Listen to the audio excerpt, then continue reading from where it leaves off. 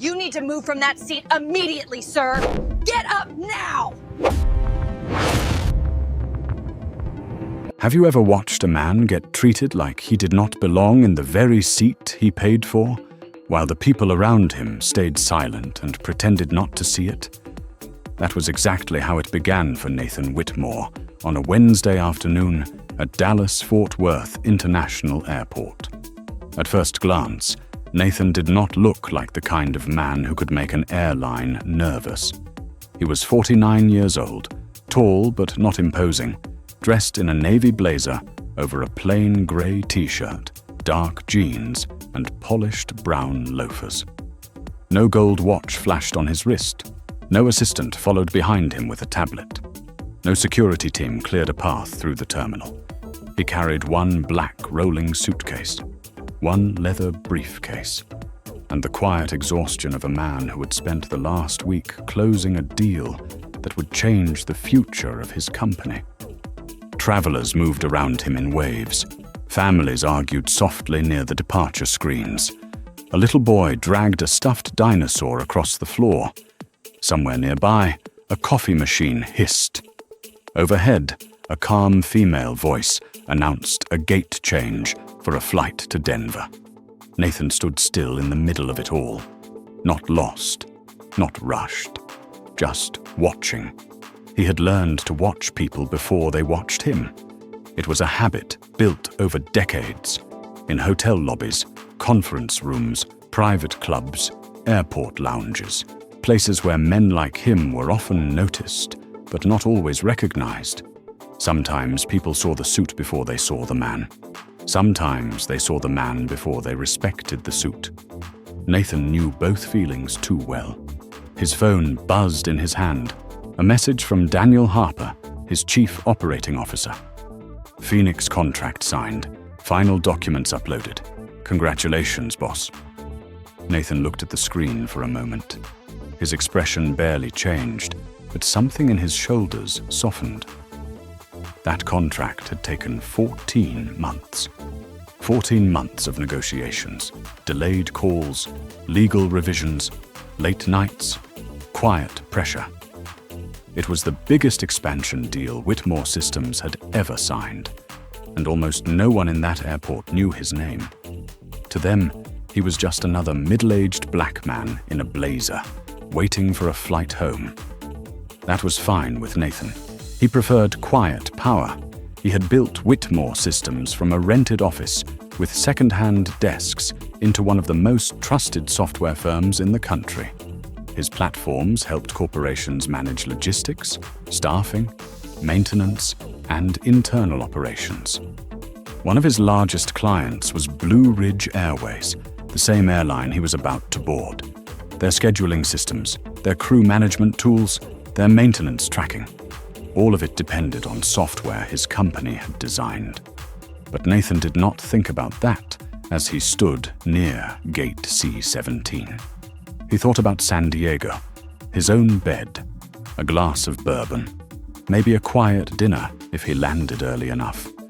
Then boarding began. First-class passengers were invited to line up. Nathan slipped his phone into his pocket and reached for the handle of his suitcase. He moved without hurry, joining the short line near the gate. A woman in a cream-colored coat glanced at him, then at the first-class sign, then quickly away. Nathan noticed. He always noticed, but he said nothing. The gate agent scanned his boarding pass and smiled with the tired politeness of someone who had done the same motion 400 times that day. "Enjoy your flight, Mr. Whitmore." "Seat 1A. "Thank you," Nathan said. His voice was low, warm, controlled. He stepped into the jet bridge. The sound changed immediately.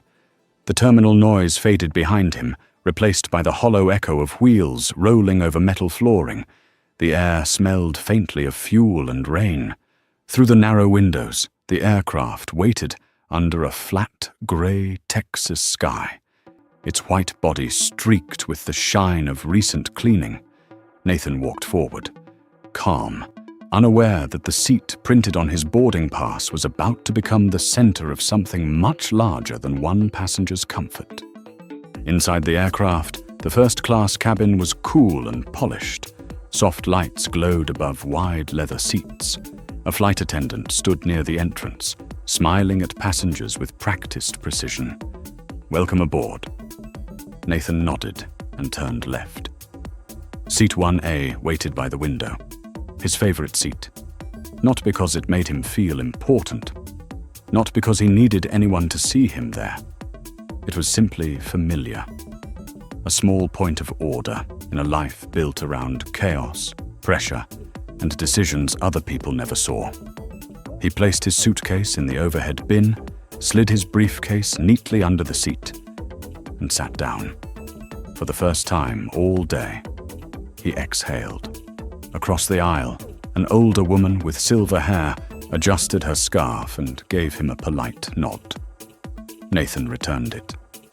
A few rows back, a younger man stepped into the cabin. Tall, sandy-haired, expensive sunglasses resting on top of his head, pale blue shirt, sleeves rolled just enough to look casual, but not accidental.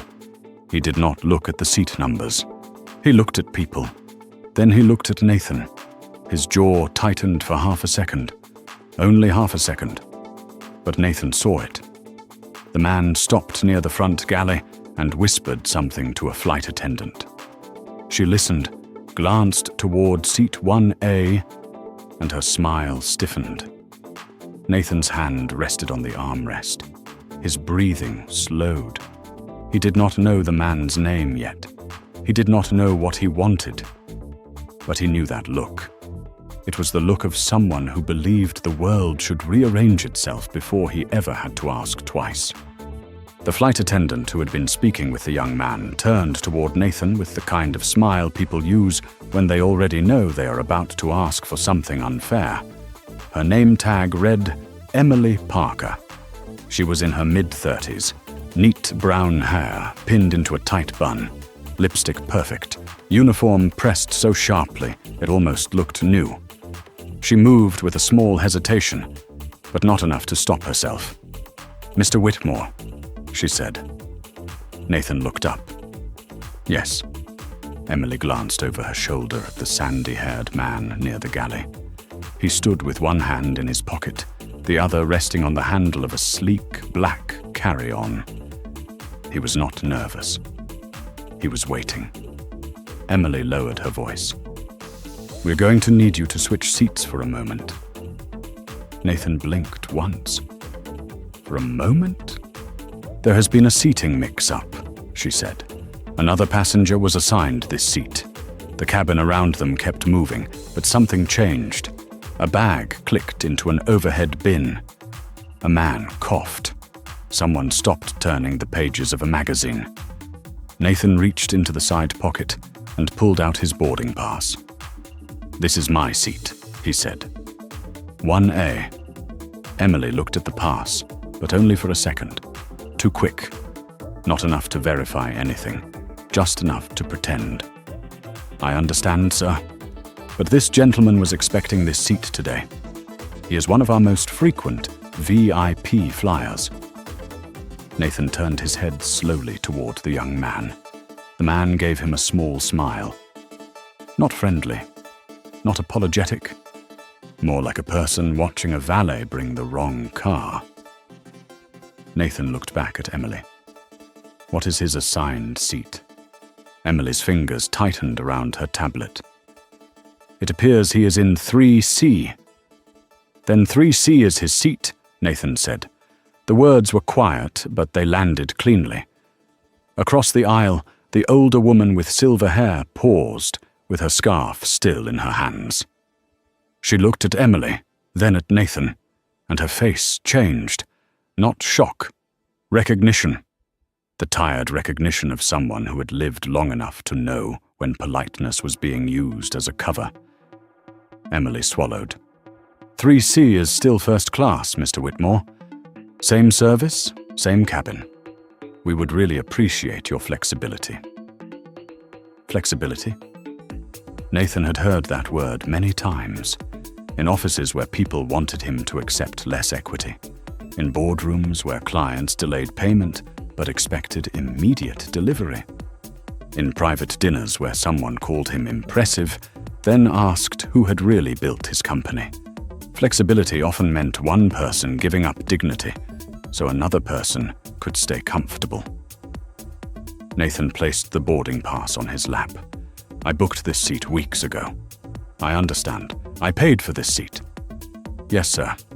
I boarded when I was called. I sat where my ticket says I should sit. Emily's smile tightened. No one is disputing that. Then why are we having this conversation? A silence opened between them. It was not loud. It did not need to be.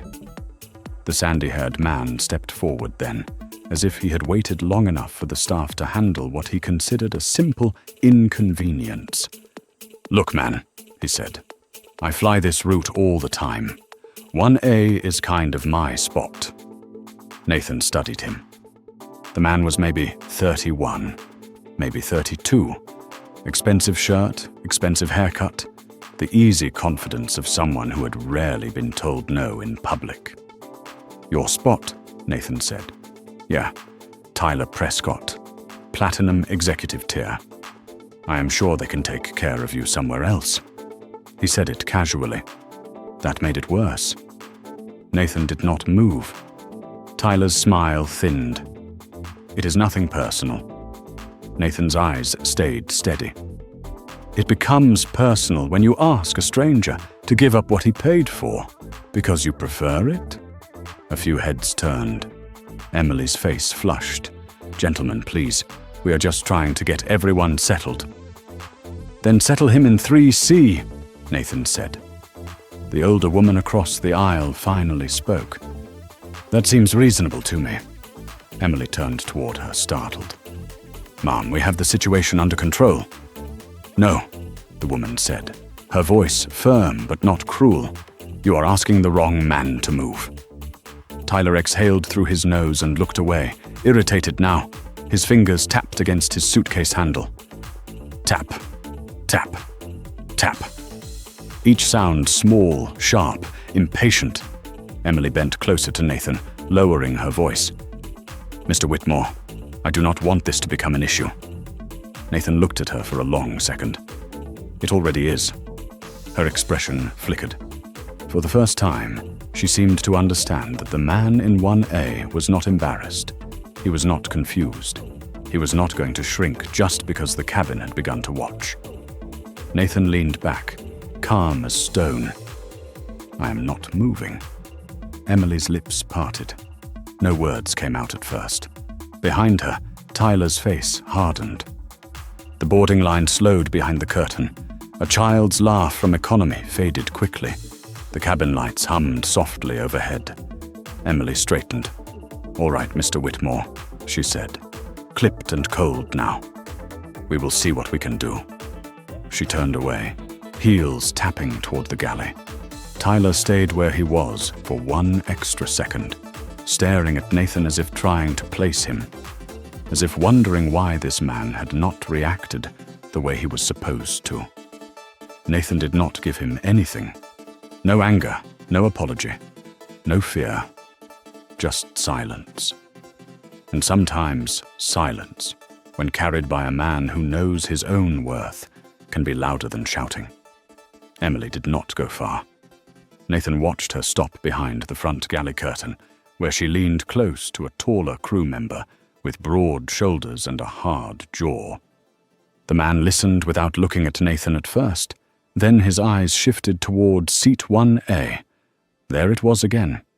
That quick measurement. The kind of look that took in Nathan's blazer, his plain shirt, his calm face, and somehow decided the problem must be him. The taller man adjusted his tie and stepped into the aisle. His name tag read, Ryan Brooks.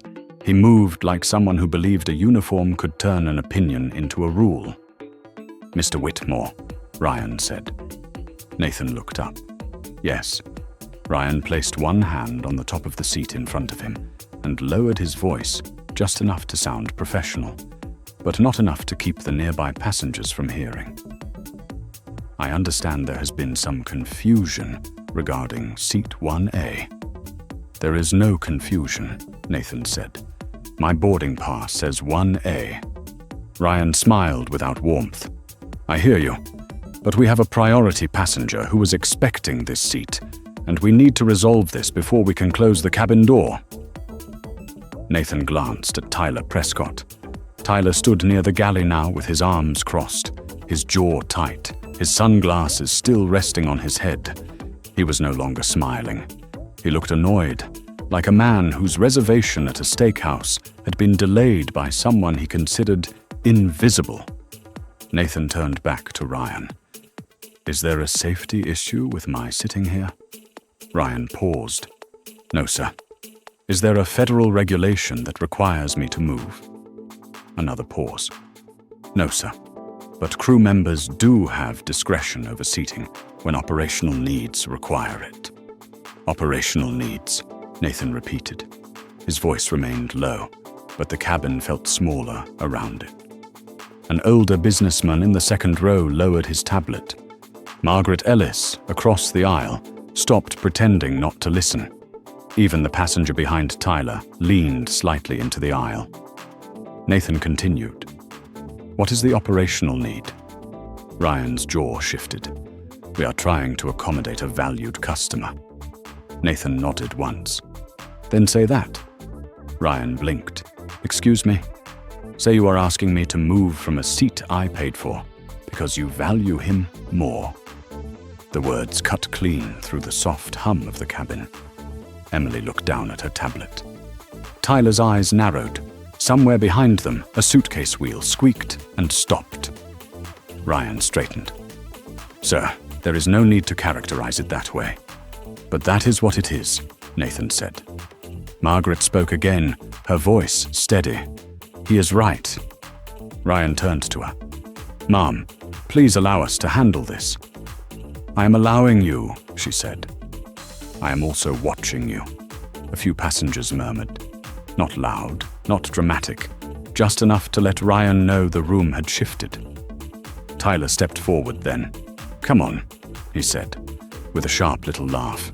This is getting ridiculous. It is one seat. Nathan looked at him. Then sit in yours. The sentence landed hard. Tyler's face flushed. You do not know who I am, he said. Nathan almost smiled, but did not. That may be true, he said. But I know where you are assigned to sit. A man in row 2 let out a quiet breath, almost a laugh, then caught himself. His wife touched his arm, warning him not to get involved, but her eyes stayed fixed on Ryan. Ryan's tone hardened. Mr. Whitmore, if you refuse to cooperate, this may delay the flight. Nathan heard it for what it was. Not information. Pressure. The old kind. The familiar kind. Make the person being mistreated feel responsible for the inconvenience caused by those mistreating him. Turn the room against him. Make his dignity look like selfishness. He had seen that strategy before, in conference rooms where calm objections were called hostility, in contract negotiations where fairness was called difficulty, in places where people wanted obedience, then dressed it up as courtesy. Nathan folded his hands in his lap. If the flight is delayed because you are trying to remove me from my confirmed seat for another passenger's preference, that will not be my decision. Ryan's nostrils flared. Sir, I strongly recommend you reconsider. Nathan's eyes did not move. I strongly recommend you check your policy. The silence after that was heavier than the first. Emily's cheeks were red now. She shifted from one foot to the other, clearly wishing this had gone differently. Ryan looked toward the cockpit, then back to Nathan. Tyler pulled out his phone and began typing fast with both thumbs, his irritation now open and childish. Margaret leaned slightly toward Nathan. You are doing fine, she said softly. Nathan turned his head just enough to acknowledge her. Thank you. Those two words carried more weight than anyone else understood, because Nathan did not need saving.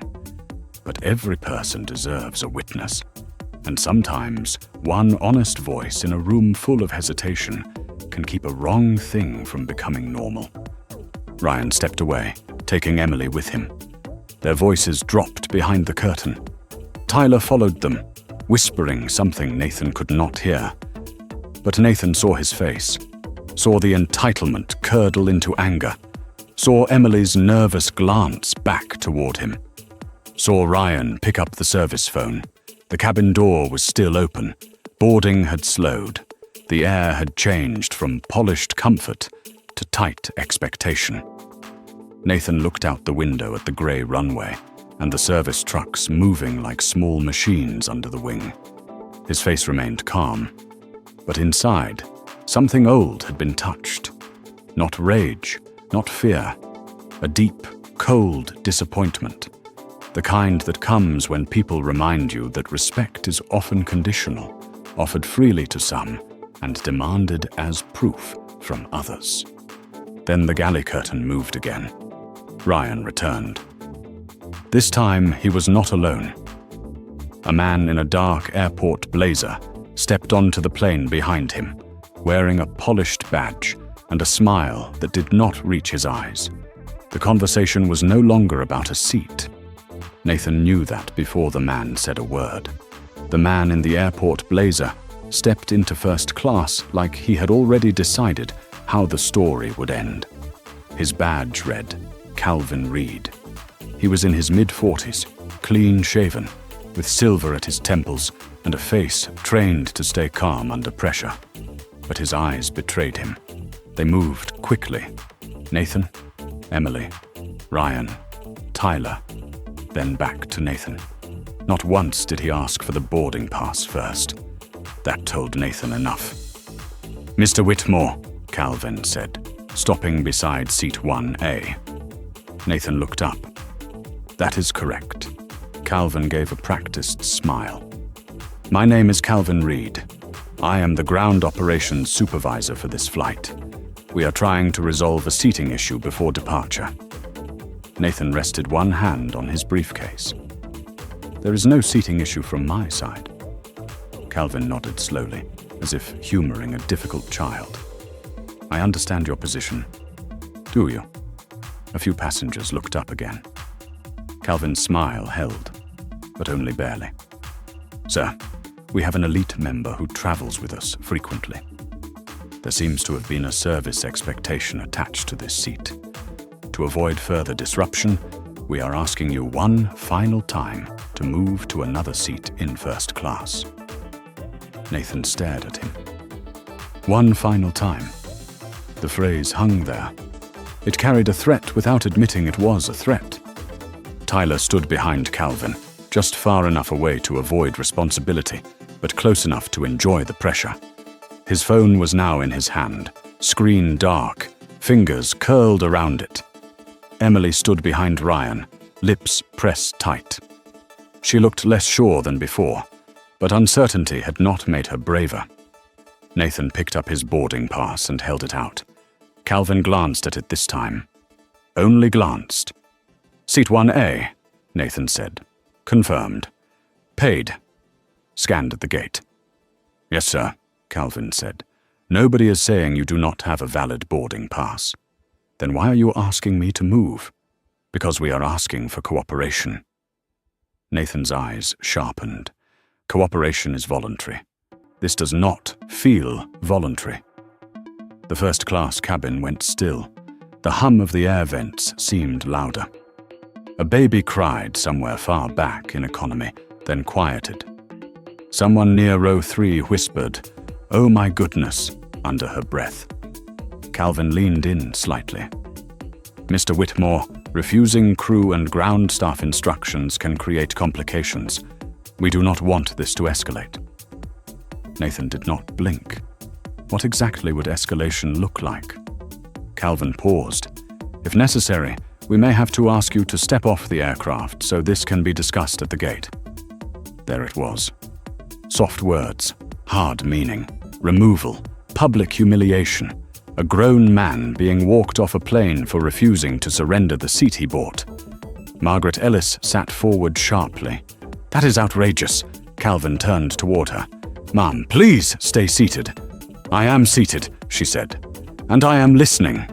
Her voice was not loud. It did not shake. That made it stronger. A man in row 2 raised his hand halfway, like he was in a town meeting instead of an airplane. "I saw his boarding pass," he said. "The gentleman is right. Why not put the other passenger in his assigned seat?" Tyler snapped his head toward him. "This does not concern you." The man's wife looked frightened, but he did not take it back. "It concerns everybody if the airline can just move people around because someone complains loud enough." Calvin's jaw tightened. "Sir, please do not interfere." Nathan felt the cabin shifting again. Not completely. Some passengers avoided eye contact. Some wanted the plane to leave. Some were annoyed by the delay and did not care who was right. That was human nature. Discomfort often asks justice to hurry up. But some people were watching clearly now. They saw it. They knew. Calvin turned back to Nathan. "Mr. Whitmore, will you move to 3C?" No. The answer was immediate. Calvin inhaled. "Sir, I need you to think carefully." "I have. This is your final opportunity to resolve this peacefully." Nathan's voice dropped lower. Peacefully does not mean quietly accepting something wrong. The words struck the cabin like a gavel. Emily looked down. Ryan shifted his weight. Tyler muttered something under his breath, but Nathan heard enough. "Unbelievable." Nathan turned toward him. "What is unbelievable, Mr. Prescott?" Tyler froze for half a second. He had not expected his name to be used. "That you are making all this drama over a seat," he said. Nathan nodded. "A seat you are also making drama over." Tyler's face reddened. "I fly this airline every week." Nathan leaned forward slightly. "Then you should know how seat assignments work." The man in row 2 let out another quiet breath. Margaret's mouth tightened, almost a smile, but her eyes stayed sad. She had seen too many moments like this to enjoy the sharpness of the reply. Calvin's professional mask slipped. "Mr. Whitmore, I am going to ask you to come with me to the gate." "No." Short, controlled, final. Ryan stepped closer. "Sir." Nathan raised one hand, not aggressively, just enough to stop the performance. "I am not threatening anyone. I am not delaying this aircraft. I am not refusing a safety instruction. I am sitting in the seat printed on my boarding pass. If you remove me for that, make sure the paperwork says exactly that." The cabin went silent. Not quiet. Silent. Because the truth, once spoken clearly, leaves people with fewer places to hide. Calvin looked around and saw the phones now. 3 of them. Maybe 4. A woman near the aisle had one angled from her lap. The man in row 2 held his openly now, not recording dramatically, just preserving the moment. For the first time, Calvin seemed to calculate consequences. Not fairness. Consequences. That difference hurt more than Nathan expected. Calvin straightened his jacket. "Very well," he said, his voice clipped. "Stay in your seat. We will make alternate arrangements." Tyler's head snapped toward him. "Are you serious?" Calvin did not answer him. Ryan stepped back. Emily moved aside. The small wall of uniforms broke apart. Nathan remained seated. He had won the seat. But no one in that cabin mistook it for peace. As Calvin walked back toward the galley, Nathan looked out the window. The sky had darkened slightly. Rain dotted the glass in tiny silver beads. His reflection stared back at him. Calm face. Tired eyes. A man who knew that dignity often cost more than the ticket. And somewhere deep inside him, behind the stillness, a decision began to form. The cabin door closed with a heavy click, but the sound did not bring relief. It sounded final, like a judge ending arguments before the truth had been fully heard. Nathan kept his eyes on the rain-streaked window as the aircraft pushed back from the gate. Outside, baggage carts rolled across the wet pavement. A ramp worker in a neon vest raised one arm, then disappeared beneath the wing. Inside first class, the mood had changed. No one spoke loudly now. Magazine pages turned slower. Seatbelts clicked with careful hands. Even the champagne glasses seemed to make less noise when they touched the trays. Tyler Prescott had been placed in 3C. He did not hide his anger well. He dropped into the seat with a stiff motion, shoved his carry-on under the seat in front of him, and muttered to the man beside him, "Unbelievable! All that over one seat." The man beside him gave a weak smile, the kind people give when they do not want trouble near them. But he said nothing. Nathan heard it. He did not turn around. That was one of the hardest parts of moments like this. The insult did not end when the confrontation ended. It lingered. It sat in the air.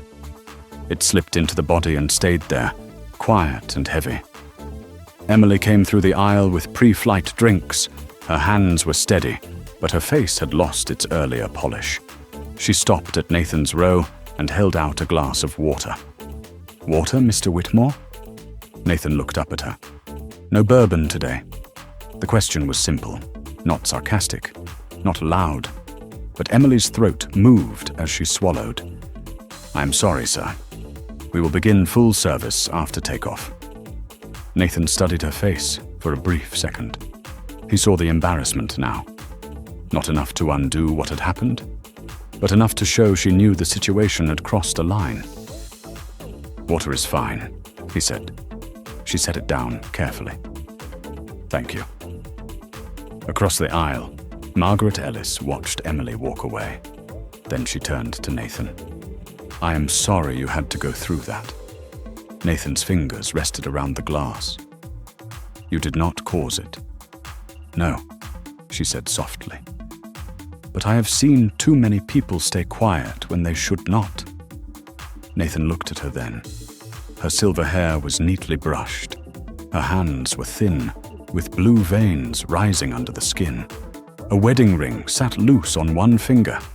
She had the tired kindness of someone who had buried people, forgiven people, and still believed decency mattered. "My husband was a school principal for 34 years, she said. "He used to tell our students that rules only mean something when they protect the person with the least power in the room." Nathan absorbed that. It landed somewhere deeper than the argument had. "That is a good lesson," he said. Margaret gave a small nod. It cost him sometimes. The plane paused at the end of the taxiway. Engines deepened. The cabin trembled. The lights dimmed. Nathan leaned back. He had spent his life learning control. Control his voice. Control his face. Control the anger that other people were allowed to show freely. He knew the burden of being calm, when calm was not what he felt. The engines roared. The aircraft surged forward. Rain streaked across the window in silver lines. The runway lights blurred. The cabin pressed back into the seats. For a moment, everyone was silent in the shared vulnerability of takeoff. Then the plane lifted. Dallas fell away beneath them. Nathan closed his eyes. He should have felt victory. He did not. All he could think about was how quickly a confirmed seat had become negotiable once the right person wanted it. How smoothly polite language had dressed up unfairness. How easily authority had shifted from service to pressure, and how many other passengers had moved because they didn't have the strength, confidence, or resources to refuse. That thought stayed with him. Not himself, others. The widow traveling alone, the young veteran who hated confrontation, the grandmother who saved for one first-class ticket to visit her grandchildren, the immigrant father whose English might fail under pressure, The person who would give up their seat, then spend the whole flight wondering why they had felt so small. Nathan opened his eyes. His reflection in the darkened window looked older than it had at the gate. In the galley, Emily whispered with Ryan.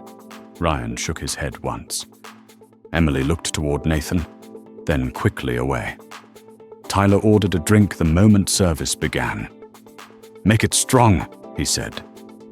The words carried forward.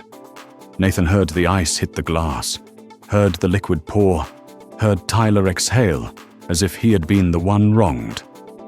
The injustice of that almost made Nathan laugh.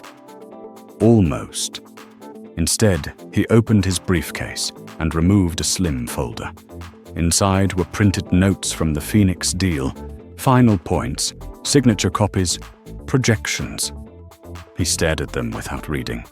At the bottom of the folder was a small tab marked Blue Ridge Airways, the airline's name, their software renewal, their service agreement, their dependency. Nathan's thumb rested on the tab. He did not pull it open yet. He only looked at it. A decision was not revenge when it came from clarity. And clarity was arriving now, cold and precise. By the time the seatbelt sign turned off, Nathan had stopped thinking like a passenger. He was thinking like the man Blue Ridge Airways did not realize they had just humiliated. Not in anger, in record, in policy, in consequence. The rest of the flight passed in a silence that did not feel peaceful.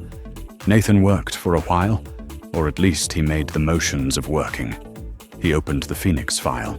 He reviewed the first page, then the second. Then he realized he had read the same paragraph 3 times and remembered none of it. His mind kept returning to the same narrow aisle.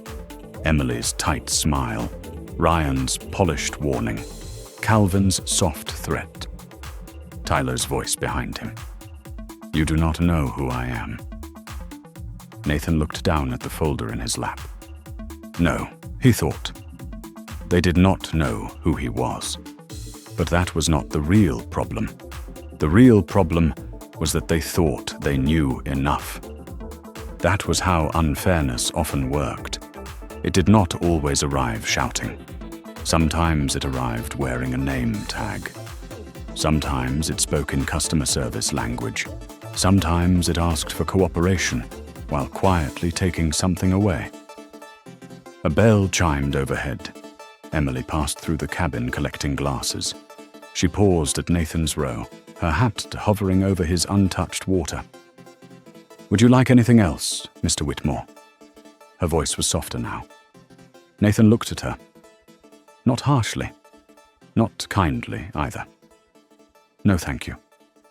She nodded, but did not leave right away. For a second, she looked as if she might say something more. Maybe an apology. Maybe an explanation. Maybe the truth. Instead, she picked up the glass and moved on. Fear had a sound, too. It was the sound of words swallowed before they could become courage. Across the aisle, Margaret watched Emily disappear toward the galley. She wanted to say something. Nathan could see it in the way her fingers pressed against the armrest. But she seemed to understand that not every wound wanted company right away. So she let him have the quiet. That small mercy mattered. The plane cut westward through a wall of late afternoon clouds. The light outside shifted from gray to pale gold, then to a deeper amber. Below, somewhere unseen, deserts and highways stretched toward California. In row 3, Tyler had recovered enough to sound offended again. "I have never been treated like that on this airline," he told Ryan when the attendant passed. "I expect someone to follow up."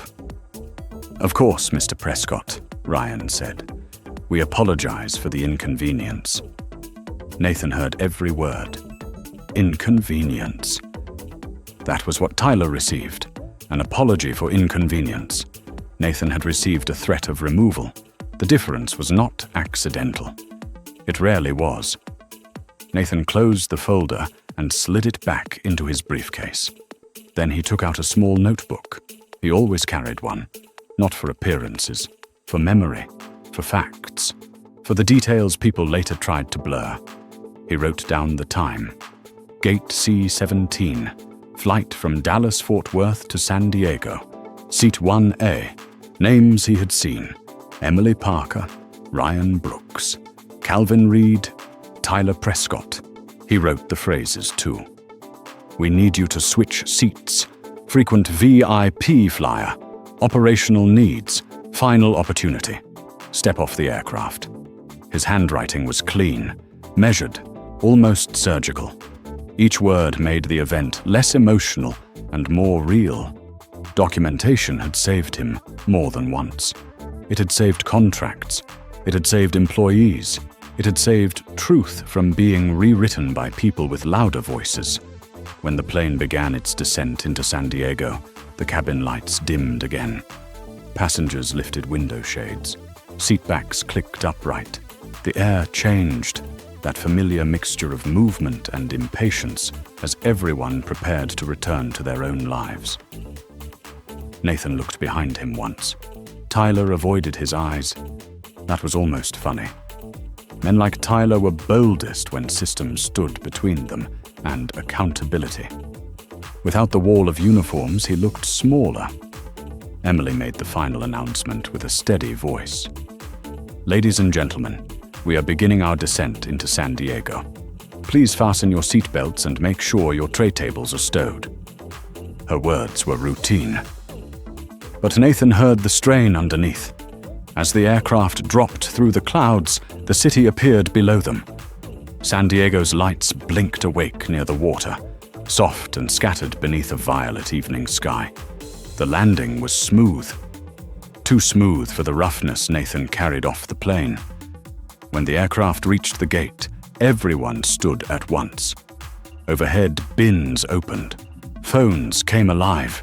The aisle filled with bodies and bags, and the restless sound of people eager to leave.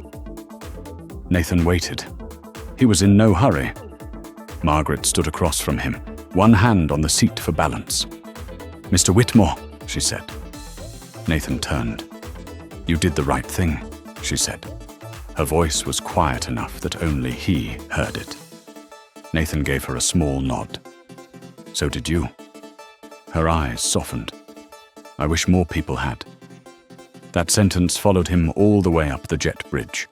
It followed him through the terminal, past the bright signs and polished floors, past travelers greeting loved ones, past drivers holding name cards near baggage claim. Outside, the evening air was cool and smelled faintly of salt. His driver, Charles, stood beside a black sedan. Charles was 58, broad-shouldered, with a calm face and a warm smile. He opened the rear door as Nathan approached. "Good to see you, Mr. Whitmore. How was the flight?" Nathan paused. For a moment, the honest answer rose in his throat. Then he looked back at the terminal glass, where the reflection of Blue Ridge Airways signage glowed behind him. "We landed," Nathan said. Charles heard what was not said. His smile faded just slightly. "Yes, sir." On the ride home, Nathan did not answer emails. He did not take calls. He watched the city move by in streaks of white headlights and red taillights. By the time the sedan turned toward the coast, his phone was already in his hand. He called Daniel Harper. Daniel answered on the second ring. "Nathan, everything all right?" Nathan looked out at the dark water beyond the highway. "Pull every active agreement we have with Blue Ridge Airways," he said. Daniel went silent. Then, carefully, he asked, "All of them?" "All of them," Nathan said. "Service terms, renewal dates, support obligations, priority clauses, everything." Daniel's voice changed. "What happened?"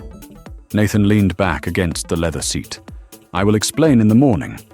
A beat. Then Nathan added, "And Daniel?" "Yes?" "No one contacts Blue Ridge tonight." "Understood."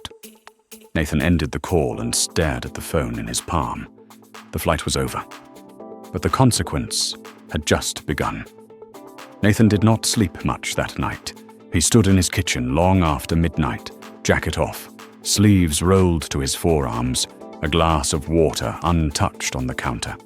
The house was quiet. Too quiet. The kind of quiet that makes old memories louder. Outside the windows, San Diego rested under a dark blue sky. A few lights glowed along the street. Somewhere far off, a car passed, then disappeared. Nathan kept seeing the aisle. Not because he was afraid, because he understood what had almost happened. If he had been tired enough, he might have moved. If Margaret had not spoken, the cabin might have stayed silent. If Calvin had pushed a little harder, Nathan might have been walked off that aircraft in front of everyone, labeled difficult for refusing to be erased. He had built a company with hundreds of employees. He had signed contracts worth more than most people saw in a lifetime. But in that cabin, none of that had mattered. Not to them. That was the wound, not the seat. The assumption. His phone lit up on the counter. A message from Daniel Harper. Contracts pulled. Service maps included. I will be in the office by 6:30. Nathan looked at the message, then set the phone down. He did not smile. By sunrise, he was already dressed. The Whitmore Systems headquarters stood in downtown San Diego, a glass front building that caught the morning light like a blade. The lobby smelled faintly of coffee and floor polish. A security guard named Luis looked up from the desk and straightened. Morning, Mr. Whitmore. Morning, Luis. Everything okay, sir? Nathan paused just long enough for Luis to notice. We are going to make some decisions today. Luis nodded, not understanding, but feeling the weight of it. Yes, sir. Upstairs, the executive conference room was already lit. Daniel Harper stood at the far end of the table, laptop open, papers arranged in neat stacks. He was 45, sharp-eyed, careful, and loyal in the way that did not need many words. He had worked with Nathan for 11 years, long enough to know when his boss was angry, and long enough to know that Nathan's anger never moved fast. That was what made it dangerous. Coffee? Daniel asked.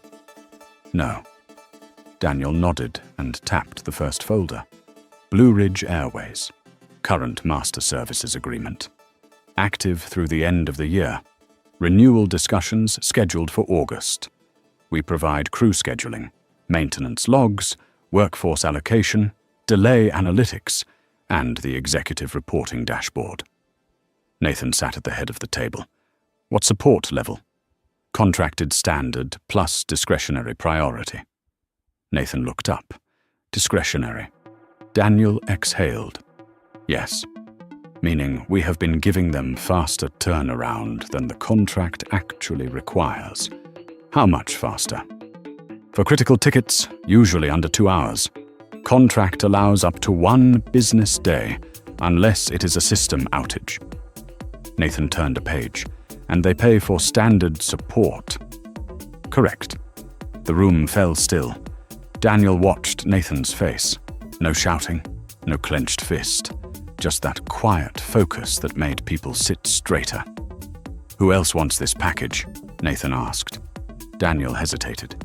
3 carriers have been circling us. Pacific Union, North Star Air, Mesa Continental. 2 are direct competitors. Nathan closed the folder. Start the conversations. Daniel's eyebrows lifted. Today? This morning. Daniel sat down slowly.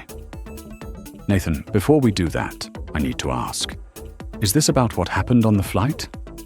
Nathan leaned back. It is about what the flight revealed. Daniel waited. Nathan's voice stayed even. They had every document they needed. They had my ticket. They had the scan from the gate. They had the seat assignment. Still, they looked for a way to move me, because someone they valued more wanted what I had. Daniel's face hardened. Who was involved? Emily Parker, Ryan Brooks, Calvin Reed, Tyler Prescott. Daniel typed the names into a note without speaking. Nathan continued. We are not breaking the contract. We are not retaliating illegally. We are not being reckless. We will meet every obligation we signed. Nothing less. Daniel nodded. And nothing more, nothing more. The words were quiet, final. Nathan slid the contract across the table. No priority handling beyond written terms. No courtesy escalations. No executive shortcuts. No weekend favors unless billed. No early access to updates unless their agreement covers it. Daniel looked at him for a long moment. That will hurt them. Nathan's eyes did not move. It will tell them the difference between service they earned and service they assumed. That landed hard, because it was not only about Blue Ridge, it was about every room where people confuse privilege with rights, every counter where respect is measured by appearance, every system that teaches employees to serve power before fairness. Daniel picked up his phone, then stopped. Do you want me to notify them? No. Nathan's answer came before the question finished. Let the contract speak first. Daniel lowered the phone. Understood. A few minutes later, the senior leadership team began to arrive. One by one, they entered with tablets, coffee cups, and questions they did not ask yet. They sensed the shift immediately. Nathan stood at the head of the table. This morning, we are reviewing client priority allocation, he said, starting with Blue Ridge Airways. The room sharpened. He did not mention the flight. Not at first. He spoke about standards, boundaries, written obligations, the danger of rewarding clients who undervalue the people behind the service. He reminded them that dignity had to be part of company culture, not just a word in a handbook. Then he paused. And when a partner shows us who they are, we believe them. No one moved. Daniel looked down at the Blue Ridge file. The first domino had been touched, not pushed, touched. And somewhere inside Blue Ridge Airways, nobody knew the balance had already begun to shift. By noon, the conference room had become a map of consequences. Names of clients filled the glass wall in black marker. Arrows connected support teams, renewal dates, and contract tiers. Blue Ridge Airways sat near the center, circled once, then again. Not in anger, in accuracy. Nathan stood with his sleeves rolled up, marker in hand, while his senior team studied the board. We are not punishing them, he said. No one interrupted. We are correcting an imbalance. For too long, Blue Ridge has received support they never paid for because we believed the relationship was built on trust. Daniel Harper looked at the service chart. And now? Nathan capped the marker. Now we follow the paper. The room stayed quiet. That was the kind of sentence that sounded small until everyone understood what it meant. Whitmore Systems had never been careless with Blue Ridge. Their engineers answered late-night calls. Their project managers adjusted schedules. Their analysts caught problems before Blue Ridge even knew those problems existed. It was not written in the contract. It was the extra layer that came from respect. And respect, Nathan now understood, had not been returned. At 2:15 that afternoon, Daniel placed 3 calls. The first went to Pacific Union Air, the second to North Star Air, the third to Mesa Continental. He did not sound rushed. He did not mention Blue Ridge. He simply said, Whitmore Systems might have availability for a limited number of new aviation clients in the next quarter. Every call changed tone within minutes. Pacific Union asked how soon they could schedule a technical review. North Star wanted a pricing model by Friday. Mesa Continental requested a private meeting with Nathan himself. By 4 o'clock, Daniel walked into Nathan's office holding his tablet. They are interested, he said. Nathan looked up from his desk. How interested? Pacific Union said they have been waiting 2 years for us to have capacity. Nathan leaned back. And Blue Ridge? Nothing yet. Good. Daniel hesitated. You know they will notice. Nathan looked through the glass wall toward the engineering floor, where rows of employees worked under soft white lights.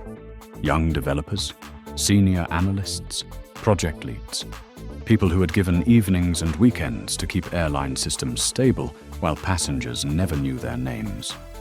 They should notice, Nathan said. 3 days later, they did. The first call came from a regional operations manager in Denver. His name was Kevin Malone, and his voice carried the thin panic of a man trying not to sound panicked. Daniel put the call on speaker in Nathan's office. We have a scheduling backlog, Kevin said. Crew pairing is slow across 3 hubs, and our maintenance dashboard is not updating as fast as usual. We opened a support ticket 40 minutes ago.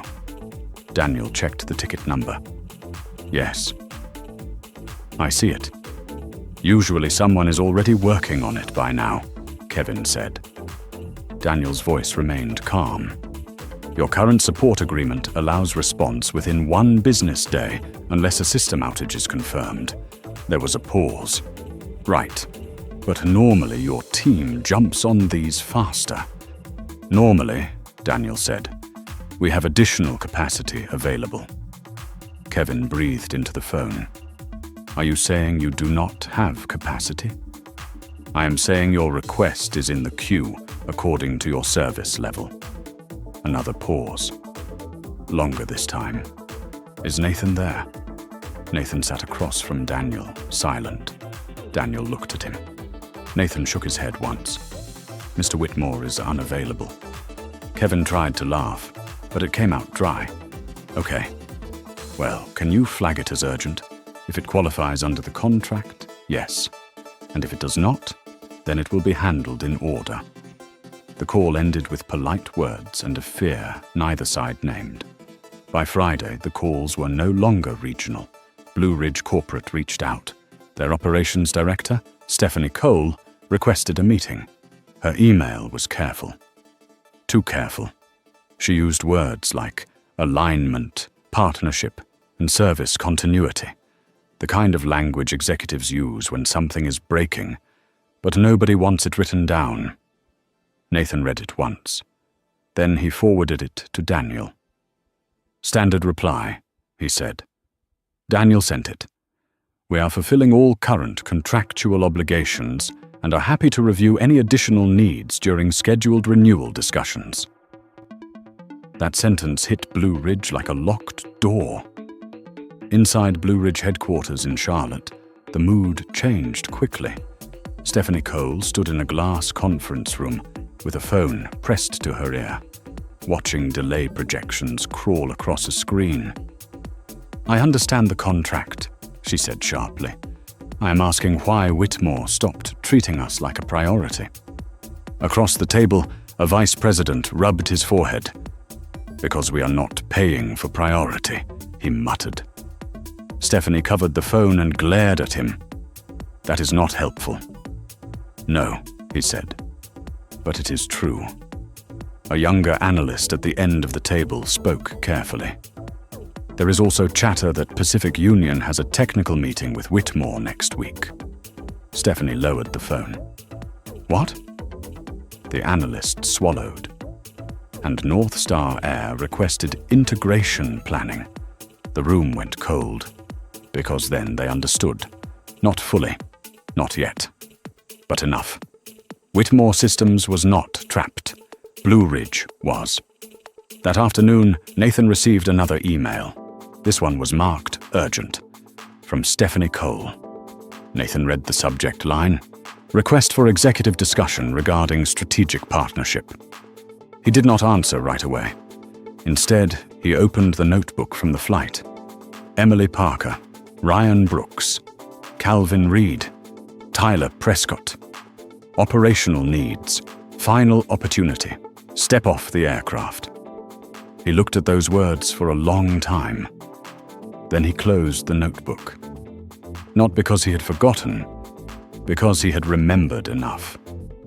Blue Ridge Airways requested the meeting 3 times before Nathan agreed to one call. Not a dinner. Not an executive retreat. Not the kind of polished meeting where people shook hands, smiled for photographs, and pretended nothing had happened. A call. 30 minutes. No extensions. Daniel Harper sat beside Nathan in the executive conference room, laptop open, legal counsel on speaker, and the Blue Ridge file placed in the center of the table. Outside the glass wall, the office moved with its usual rhythm. Keyboards clicked, phones rang, people worked. The world didn't stop just because one company had finally discovered the cost of careless disrespect. At 9 o'clock sharp, Stephanie Cole appeared on the screen. Behind her sat 2 executives Nathan recognized from past contract reviews.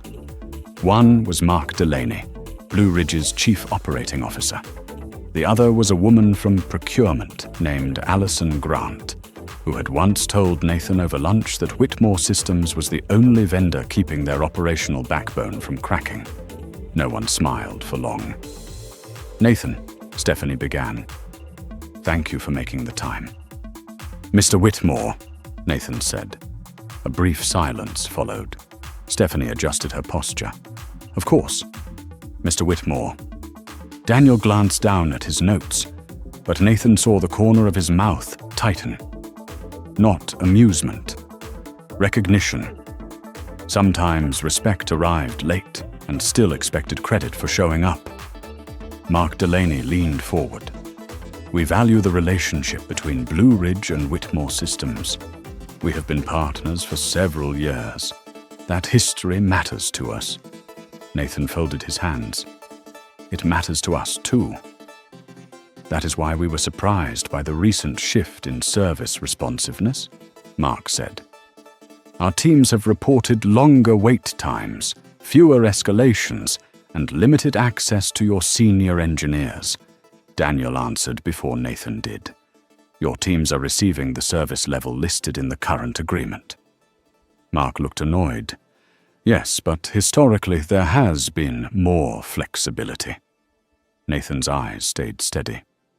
"There is that word again." Mark blinked. "I am sorry."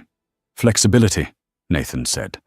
"It usually means someone is being asked to give more than what was agreed to, while the other side treats it as normal." Stephanie's face changed slightly. She understood something had just shifted beneath the table. "Mr. Whitmore," she said carefully, "if there are concerns about our partnership, we would like to understand them." Nathan let the silence breathe. He did not rush. He wanted every person on that screen to feel the weight of waiting. "Last Wednesday," he said, "I flew Blue Ridge from Dallas-Fort Worth to San Diego. Seat 1A, confirmed ticket. Scanned at the gate, printed on my boarding pass." Allison Grant's eyes dropped for half a second. Stephanie went very still. Mark looked confused first, then guarded. Nathan continued, "I was asked to move because another passenger preferred my seat. Your staff described him as a frequent VIP flyer. When I refused, a crew member escalated. Then a ground supervisor boarded and threatened to remove me from the aircraft." Nobody spoke. The room on the screen seemed to shrink. Nathan's voice remained calm, which made it sharper.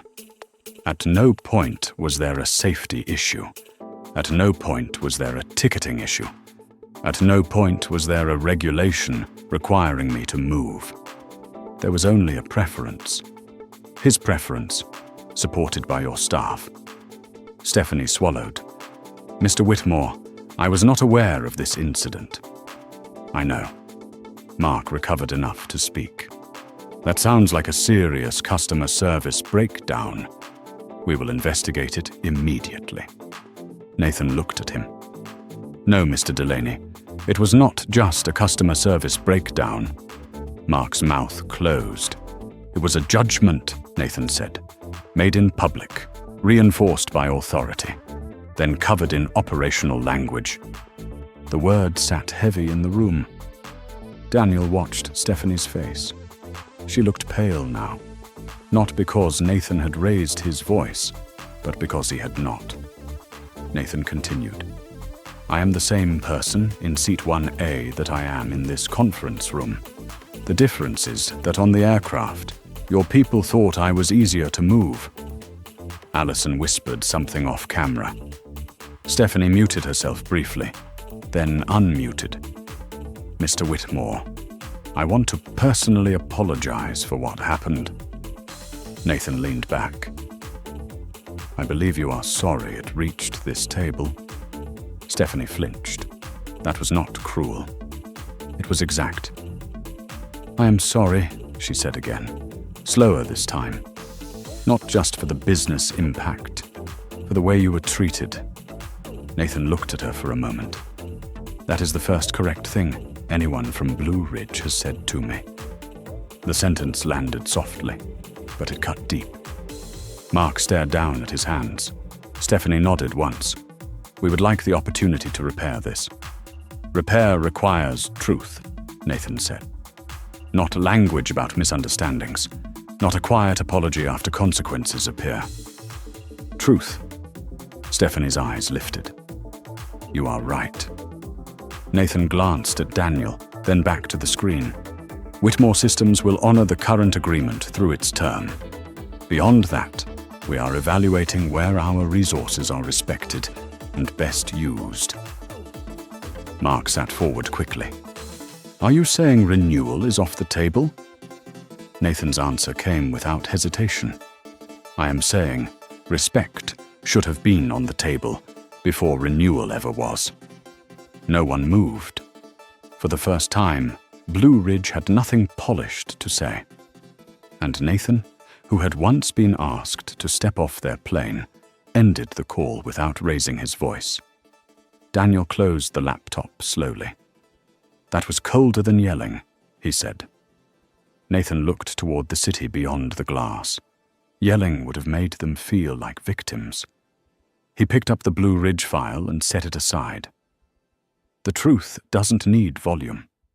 Then, somewhere in Charlotte, the people who had treated one man like an inconvenience began to understand that power doesn't always announce itself. Sometimes it sits quietly in 1A and waits. 3 weeks later, the letter arrived on Nathan Whitmore's desk. It came in a thick cream envelope, hand-delivered by courier, with the Blue Ridge Airways logo pressed into the corner.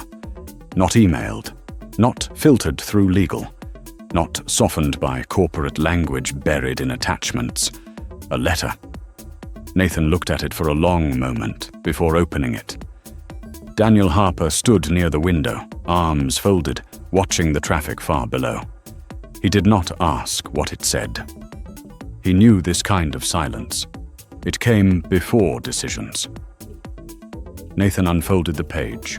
The letter was from Robert Langford, the Chief Executive Officer of Blue Ridge Airways. It acknowledged the incident. It apologized for the conduct of the employees involved. It promised an internal review, expanded training, and a direct conversation with Nathan at his convenience. The words were professional, careful, late. Nathan read it once, then again. Daniel finally turned. "Is it real?" Nathan placed the letter on the desk.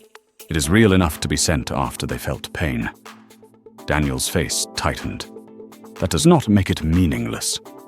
"No," Nathan said, "but it does make it incomplete." He stood and walked to the window. San Diego stretched below him in bright afternoon light. Glass towers, moving cars, people crossing streets with coffee in one hand and phones in the other. Ordinary lives, private burdens, invisible battles. Nathan thought of Margaret Ellis on that flight, her thin hands on the armrest, her steady voice cutting through the pressure. He thought of Emily Parker looking away when courage would have cost her something. Ryan Brooks hiding behind procedure. Calvin Reed calculating risk. Tyler Prescott believing the world owed him a seat because it always had. And he thought of the people who would never own a software company, the ones who would never sit across from executives, the ones who would be told to move, then spend years telling themselves it was not worth the trouble. That was the part that stayed with him. That was the part that mattered. A week later, Blue Ridge announced new passenger equity training for frontline employees. They revised their escalation policy. They added a review step before any passenger could be asked to surrender a confirmed premium seat for non-safety reasons. The announcement did not mention Nathan by name. It did not need to. Inside the company, people knew. Stephanie Cole called once more, this time without a team behind her. No polished presentation, no careful audience, just her face on the screen, tired and sincere. "Mr. Whitmore," she said, "I wanted you to know Emily Parker has submitted a written statement." She admitted she felt pressured to favor a frequent flyer. Ryan Brooks has been removed from premium cabin assignments pending review. Calvin Reed is no longer handling passenger escalation. Nathan listened. And Tyler Prescott? Stephanie looked down. His elite account privileges have been suspended while we review several prior complaints. Nathan nodded slowly. Good. Stephanie swallowed. I know that does not fix what happened. No, Nathan said. It does not. She accepted that. He respected her more for not arguing. But it may stop it from happening to someone else, she said. Nathan's expression softened for the first time. That is where repair begins. The call ended quietly. Months passed. Whitmore Systems did not renew the old agreement as it had been. Blue Ridge was allowed to compete for a new contract, under stricter terms, full pricing, and no informal favors. Pacific Union became Whitmore's largest aviation client. North Star followed soon after. Business moved on. But Nathan did not forget. One evening, he met Daniel and Michael Bennett for dinner near the harbor. The restaurant was calm, with low lights and the soft sound of silverware against plates. Outside, boats rocked gently in the dark water. Michael, who had known Nathan since college, listened to the whole story without interrupting. When Nathan finished, Michael leaned back and shook his head. All that because one man could not sit in his own seat. Nathan looked down at his glass. No, he said. All that because too many people thought his comfort mattered more than my dignity. The table went quiet. Daniel lowered his eyes. Michael nodded slowly. Then Nathan smiled faintly. Besides, it was never really about 1A. Michael raised an eyebrow. Then what was it about? Nathan looked toward the window, where the harbor lights trembled on the water. It was about whether I would let them teach me to disappear. No one spoke for a while after that. Because some truths do not need response. They only need room. Nathan did not become louder after that day. He did not become bitter. He did not carry the story like a weapon. He carried it like a reminder. Respect should never depend on someone's title, or their clothes, or their seat number, or whether the person serving them knows they have power. True character is revealed in the moments when people believe there will be no consequence. That is where dignity is either protected or taken. That is where small choices become large ones. That is where a seat on an airplane can become a mirror for an entire company. Nathan had been underestimated. He had been pressured. He had been asked to move, but he stayed. Calm. Still. Certain. And by staying, he forced everyone else to see what they had tried not to see. If this story reminded you of the importance of standing firm with dignity, take a moment to like this video, subscribe for more stories about justice and human courage, and leave a comment with these 3 words: respect every person.